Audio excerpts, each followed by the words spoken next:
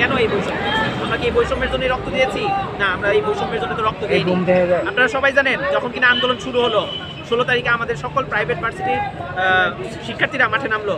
আমাদের সর্বপ্রথম আমাদের অভিভাবক হিসেবে মাঠে নামলেন আমাদের শ্রদ্ধেয় টিচার আসিফ মাহতাব স্যার। তিনি একটা কথা বলেছিলেন রাজপথে এসে যে আমার ছাত্রদের বুকে যদি গুলি চালাতে হয় আমার বুকে আগে গুলি চালাও, আমার বুকে গুলি চালানোর পরে যদি আমি বেঁচে থাকি তারপরে আমাদের স্টুডেন্টদের বুকে তুমি গুলি চালাতে পারবে না, আগে গুলি চালালে আমার বুকে গুলি চালাতে হবে। আর এই আহ্বানে সারা দিয়ে আমাদের সকল প্রাইভেট ভার্সিটির স্টুডেন্টরা এই ফ্যাসিস্ট বিরোধী আন্দোলনে যোগদান করে। কিন্তু এই জুলাই আগস্ট বিপ্লবের শেষে পরবর্তী সময় কিনা সংস্কার শুরু হয়, এই সংস্কারে পরবর্তীতে আমরা দেখলাম উপদেষ্টা মণ্ডলীতে অনেকেই জায়গা পেয়েছে, অনেকেই জায়গা এমনও আছে যারা কিনা ফ্যাসিস্ট সরকারের দোষর ছিল তারাও জায়গা পেয়েছে। কিন্তু আমাদের যে শ্রদ্ধেয় আসিফ মাহতাব স্যার, যিনি কিনা এই আন্দোলনের পক্ষে থাকার কারণে ডিবি অফিসে অমানবিক নির্যাতনের শিকার হয়েছে, মিথ্যা মামলার শিকার হয়েছে, তাকে উপদেষ্টা মণ্ডলীতে কোনো জায়গা দেওয়া হয়নি। তার উপর কেন এই বৈষম্য? এরপর আমরা দেখেছি আমাদের প্রাইভেট ভার্সিটি থেকে কোনো প্রতিনিধি, কোনো স্টুডেন্টকে তারপরে উপদেষ্টা মণ্ডলীতে রাখা হয়নি। আমাদের প্রাইভেট ভার্সিটি থেকে কোনো যোগ্য স্টুডেন্ট ছিল না। এরপরও কেন এই বৈষম্য? কাজে এই বৈষম্যের প্রতিবাদে আমরা আজকে এই সমাবেশ করেছি। আমরা চাই এই নতুন বাংলাদেশে এখন থেকে শুরু হবে বৈষম্যহীন বাংলাদেশ। ভবিষ্যতেও যেন কোনো ফ্যাসিস্ট সরকার মাথাচাড়া দিয়ে উঠে এই বৈষম্যের স্বীকার করতে না পারে এই দেশের মুক্তিগামী জনতাকে।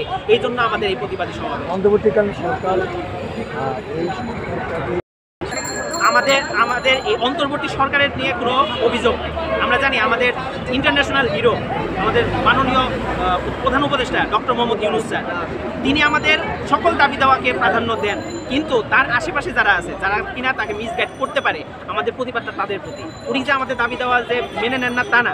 আজকে আমরা সমাবেশটা করেছি একমাত্র তার কাছে আমাদের দাবি দেওয়াগুলো উপস্থাপন করার জন্য, যে আমরা এই যে আমরা বৈষম্য শিকার হচ্ছি, এই বৈষম্যটা আমরা চাই না। স্যার, আপনার পক্ষ থেকে ডক্টর মোহাম্মদ ইউনূস স্যারের কাছে আমাদের আবেদন, আমরা এই বৈষম্য চাই না।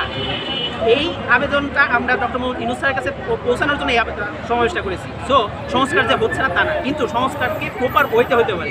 জনগণের ম্যান্ডেটটা কি, জনগণের চাওয়াটা কি, সেই চাওয়া পাওয়াটা বর্তমানে উপদেষ্টা মণ্ডলীতে অনেকেই আছে যারা কিনা উপস্থাপন প্রপার ওয়েতে করতে পারে না। সো ডক্টর মোহাম্মদ ইউনূস স্যারের কাছে আমাদের একান্ত আবেদন, আকুল আবেদন, আমরা পাবলিক এবং প্রাইভেট এরকম বৈষম্য চাই না, এমনকি গরিব ধনী এই বৈষম্যও চাই না। আমরা চাই সকলে বাংলাদেশি হিসেবে বাঁচতে। এই বাংলাদেশি হিসেবে বাঁচতে গেলে সকলের মতাদর্শের মানুষকে আপনার জায়গায় স্থান দিতে হবে। যৌক্তিক মতাদর্শ, অযৌক্তিক কোনো মতাদর্শের মানুষকে আমরা চাই না। যারা কিনা ফ্যাসিস্ট মতাদর্শ লালন পালন করবে, তাদের দোসরদারি করবে, তাদেরকে আমরা চাই না। আমরা চাই জনগণের আকাঙ্ক্ষা কারা বুঝে তাদেরকে উপদেষ্টা মণ্ডলীর নিয়োগ চাই। এই আবেদনটা আমরা মাননীয় প্রধান উপদেষ্টার কাছে করতে চাই। সো আমরা চাই আমাদের